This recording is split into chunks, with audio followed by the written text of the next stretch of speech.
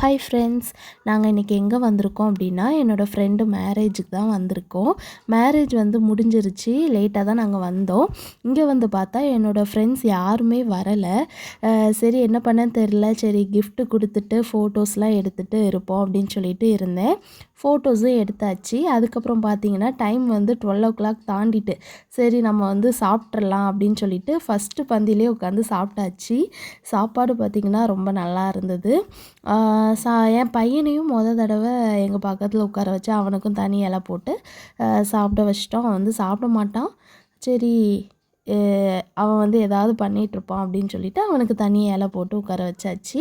அதுக்கப்புறம் என் ஃப்ரெண்ட்ஸ் எல்லோரும் வர ஆரம்பிச்சிட்டாங்க. கொஞ்ச நேரம் அவங்க கூட பேசிவிட்டு அதுக்கப்புறம் ஃப்ரெண்ட்ஸு எல்லாருமே சேர்ந்து கிஃப்ட்டு கொடுத்துட்டு அப்புறம் கேக்கெல்லாம் வெட்டிட்டு நல்லா என்ஜாய் பண்ணிவிட்டு வீட்டுக்கு வந்தாச்சு.